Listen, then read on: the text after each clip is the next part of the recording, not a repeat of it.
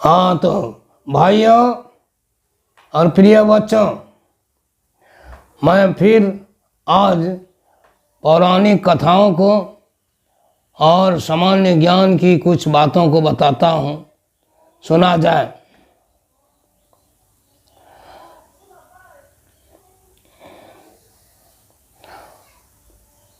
भारत का राष्ट्रीय आय क्या है? भारत में उत्पादित वस्तुओं से प्राप्त आय और कुछ विदेशों से प्राप्त आय को मिलाकर जो आय होती है वही राष्ट्रीय संपत्ति मानी जाए, वही राष्ट्रीय आय है। और प्रति व्यक्ति राष्ट्रीय आय क्या है? तो कुल राष्ट्रीय आय और देश की संपूर्ण जनसंख्या से विभाजित करने पर जो राशि प्राप्त होती है, जो रकम प्राप्त होती है, वही प्रति व्यक्ति आय है।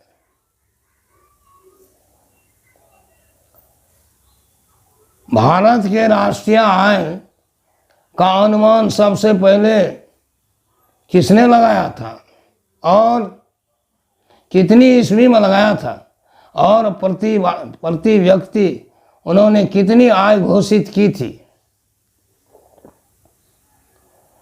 भारत में राष्ट्रीय आय का सर्वप्रथम अनुमान दादा भाई नौरोजी ने लगाया था और उन्होंने इस अनुमान को 1868 ईस्वी में घोषित किया था। और उन्होंने यह भी बताया कि भारत में प्रति व्यक्ति राष्ट्रीय आय 20 रुपये मात्र थी, मात्र 20 रुपये।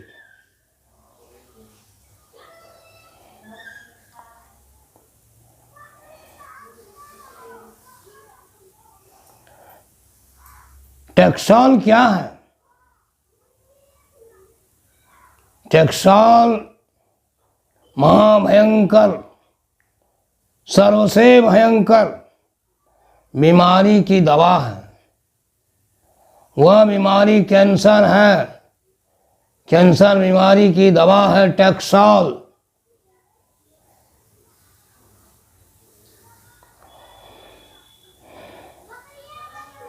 हमारे देश में किस जिले में जंगल का विस्तार सबसे अधिक है?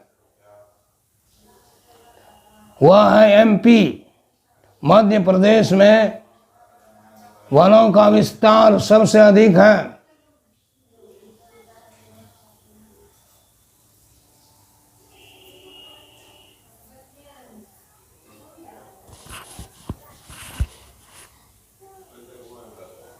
अब कुछ पौराणिक कथा सुनिए।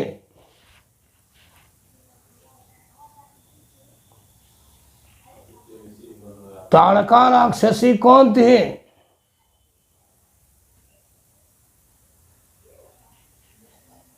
ताड़का एक महाभयंकरी राक्षसी थी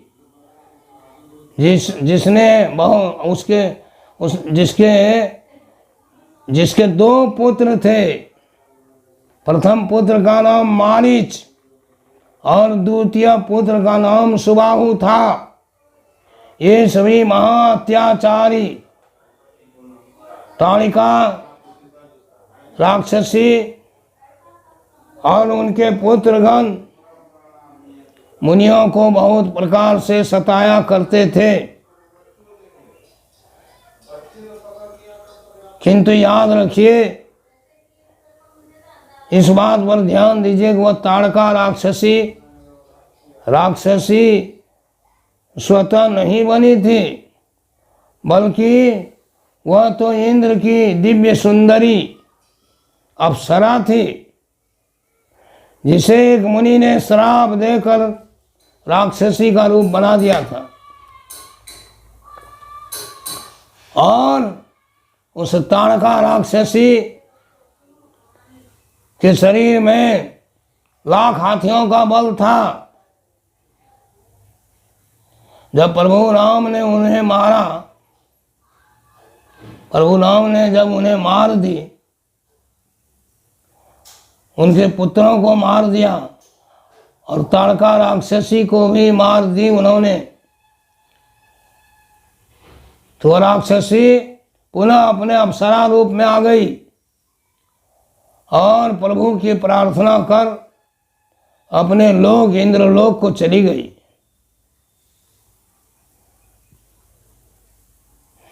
पूतना कौन थी और उसने कृष्ण को मारने के लिए क्या उपाय किया था?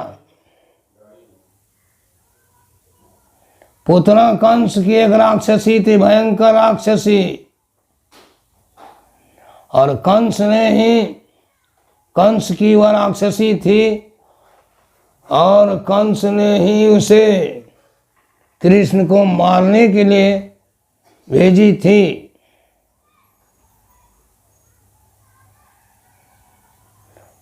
तो किस प्रकार पूतना कृष्ण को मारना चाहती थी, सुनिए।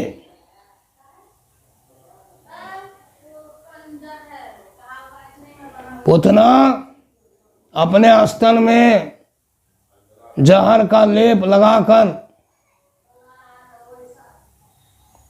कृष्ण को दूध पिलाने के लिए गई थी और एक मनुष्य का रूप धारण कर कुछ खिलौनों को बेचने के लिए उस नगरी में आए जहां कृष्ण का वास स्थान था।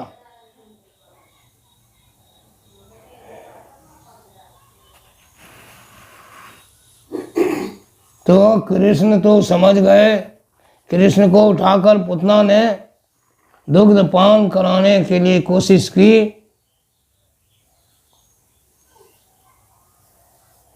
कृष्ण साक्षात नारायण, उनको कौन मार सकता है? इतना दुग्ध पान करना शुरू किए कि पूतना के शरीर से रक्त का प्रवाह होने लगा, रक्त बाहर निष्कासित होने लगा और अंत में पूतना मर गई।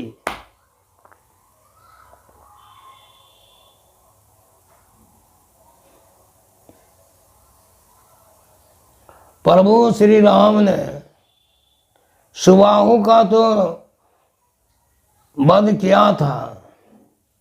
राक्षस सुबाहु विश्वामित्र के यज्ञ की रक्षा करने के लिए मारी सुबाहु आया करते थे। उसमें प्रभु ने सुबाहु का तो वध कर दिया, किंतु मारीच को छोड़ दिया। मारीच को तीरहीन वान से इतना जोर से प्रहार उन्होंने किया कि वह मारीच राक्षस उड़ता हुआ 100 योजन समुद्र पार करते हुए लंका नगरी में जा गिरा और उस दिन से वह राम का भक्त बन गया और राम का भजन करने लगा।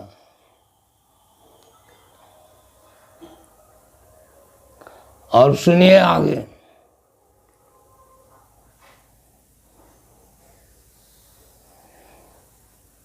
हरिश्चंद्र ने राज्य प्रथम किसे दान में दिया था? कौन सर्वप्रथम हरिश्चंद्र से दान की याचना की थी? किसने दान की याचना की थी? हरिश्चंद्र जिस समय निद्रा में थे उस समय इंद्र की बहुत खूबसूरत अप्सरा उनके स्वप्न में आई और अपनी नृत्य कला से उन्हें प्रसन्न कर दिया। प्रसन्न होकर राजा ने उस नारी को कहा, तुम्हारी नाच विद्या से और गान से, नाच और गान से मैं अत्यंत प्रसन्न हूँ। कहो क्या चाहते हो, मुझसे कुछ मांग लो। उस पर उस अप्सरा ने कहा कि दान देंगे ना महाराज। तो हरिश्चंद्र ने कहा अवश्य दान दूंगा, तुम मांग करो। उस अप्सरा ने क्या मांगा, कौन सा पदार्थ मांगा उस अप्सरा ने?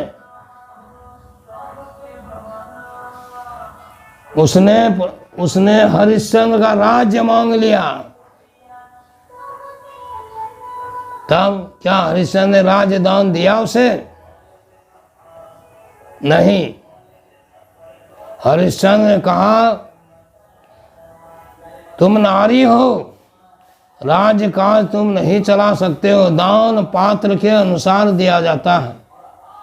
तुम नारी हो, राज्य संचालन तुम नहीं कर सकती है, इसीलिए तुम्हें यह दान देने में मैं असमर्थ हूँ। उसके बाद हरिश्चंद्र ने राज किसे दान दिया? उसके तुरंत बाद विश्वामित्र, महामुनि विश्वामित्र, उनके स्वप्न में प्रवेश किए। और तो क्या हुआ? तो विश्वामित्र ने कहा हरिश्चंद्र, तुम अपने को दानी समझते हो, किंतु तुम वचन से धनी हो, दानी कहलाने लायक नहीं है, क्योंकि तुम उस नारी को मांगने पर दान क्यों नहीं दिया? तब क्या हुआ? हरिश्चंद्र ने कहा हे मुनिवर, दान पात्र के अनुसार दिया जाता है, पात्र के अनुसार। यह नारी जाति राज संचालन करने में असमर्थ है। चेयरमैन भाई अमित कुमार को बनाना है, अमित कुमार बिहारी को अपना नगर पंचायत मुरलीगंज का मुख्य पार्षद बनाना है। इसलिए अमित कुमार बिहारी का कहना है ना जमीन, इसलिए मैं इन्हें राज नहीं दिया। ना शोहरत ना नाम चाहिए, ना जमीन चाहिए, ना आसमान चाहिए, ना शोहरत ना नाम चाहिए, विकास का इतिहास रच देंगे नगर। तो आगे क्या हुआ? विश्वामित्र ने कहा अच्छा तो एक काम करो, मैं तो पात्र हूँ राज्य लेने लायक। अमित कुमार बिहारी अब की बार, अमित कुमार बिहारी अब की बार, अमित कुमार बिहारी अब की बार।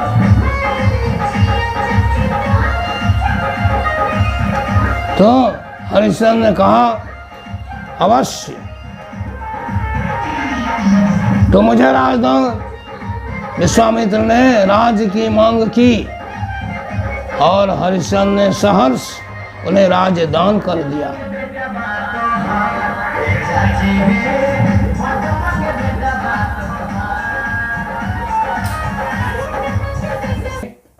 कुछ यहाँ पर शोरगुल हो रहा है, इसीलिए विघ्न है। कुछ देर के लिए मैं अपना प्रोग्राम स्थगित करता हूँ और इसके बाद मैं पुनः आपको दूसरा वीडियो में बताऊंगा।